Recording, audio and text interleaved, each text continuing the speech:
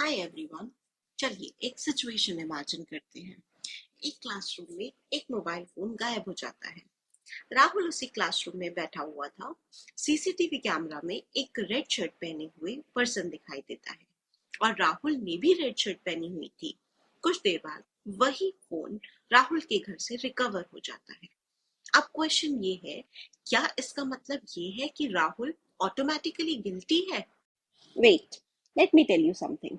There is a provision in भारतीय साक्ष्य अधिनियम 2023 जो ये प्रोवाइड करता है कि exactly what judges can consider and what facts judges can ignore. और वो प्रोविजन है सेक्शन 3 ऑफ भारतीय साक्ष्य अधिनियम 2023।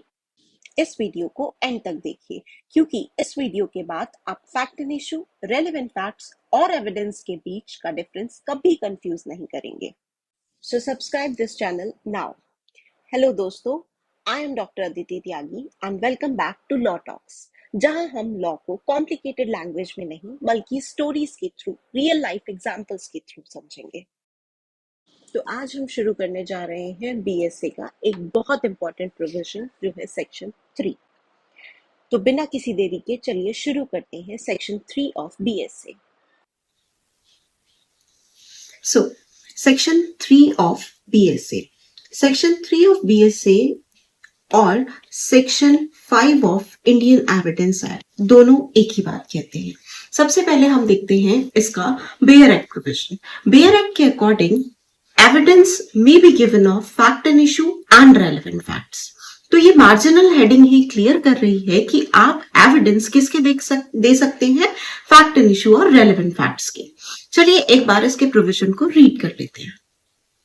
Evidence may be given in any suit or proceeding of the existence or non-existence of every fact and issue and of such other facts as are hereinafter declared to be relevant and of no others. ये जो end of no others है means evidence आप किसी भी suit या proceedings में किसके दे सकते हैं, फैक्ट एंड इशू के और रेलेवेंट फैक्ट्स के। ये रेलेवेंट फैक्ट्स की अगर मैं बात करूं तो सेक्शन 4 to 50 ऑफ बीएसए और अगर एविडेंस एक्ट की बात करें तो section 6 to 55 of Indian evidence act, ये हमारे रेलेवेंट फैक्ट्स हैं। तो यहां पर सेक्शन 3 ये क्लियर कर रहा है कि आप किसी भी सूट या प्रोसीडिंग में किसके एविडेंस दे सकते हैं, सिर्फ फैक्ट एंड इशू के और रेलेवेंट फैक्ट्स के। इसके अलावा आप कोई भी एविडेंस कोर्ट में नहीं देंगे जो इररेलेवेंट हो।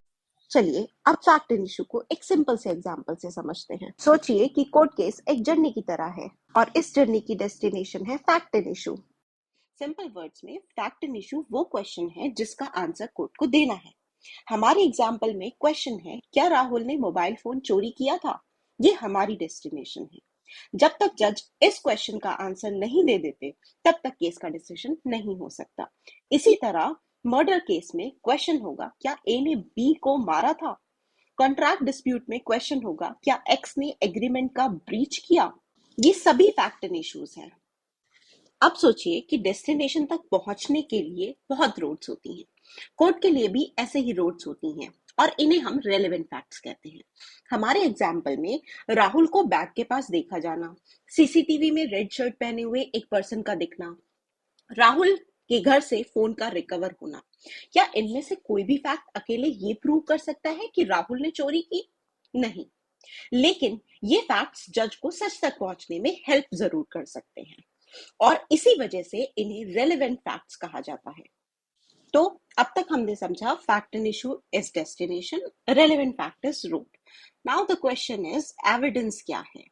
सिंपल, एविडेंस वो मीडियम है जिसके through court fact and issue और रेलेवेंट फैक्ट्स को प्रूफ या डिसप्रूव करती है। और in our memory truth, evidence वो व्हीकल है जो रेलेवेंट फैक्ट्स वाली रोड पर ट्रैवल करके जज को सच तक पहुंचाता है। इन आवर एग्जांपल, कोर्ट का मेन क्वेश्चन है, क्या राहुल ने फोन चोरी किया? ये है फैक्ट एंड इशू।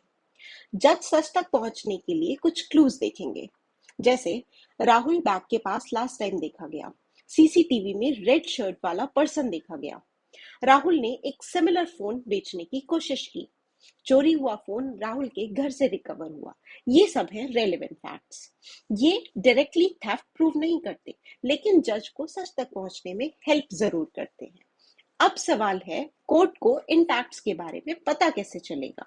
यहीं से होता है एविडेंस एंटर। रिया कोर्ट में आकर कहती है, मैंने राहुल को बैग के पास खड़े देखा था। ये ओरल एविडेंस है।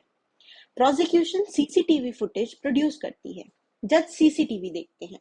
ये डॉक्यूमेंट्री एविडेंस है। राहुल की रेड शर्ट, राहुल का बैग के पास होना, राहुल के घर से फोन का रिकवर होना, ये सब मिलकर एक चेन बनाते हैं। ये सर्कमस्टेंशियल एविडेंस के एग्जाम्पल्स हैं। Now let's return to our opening question. क्या राहुल गिल्टी है simply because the phone was recovered from his house? Not necessarily. The court must examine all relevant facts. The court must finally decide the fact in issue. Did Rahul actually commit the theft? Only after evaluating admissible evidence, the court can answer this question. This is exactly what Section 3 teaches us. The court is not interested in hearing every story. The court wants only those facts which help discover the truth. So let's conclude this quickly with our example. Here, fact and issue is, did Rahul steal the phone? Relevant facts are last seen, CCTV footage, red shirt, and recovery of phone. Evidences are witnesses, CCTV footage, recovered phone, and documents. Now, tell me in the comments if you have any doubt regarding this topic. I'll answer that in the next video.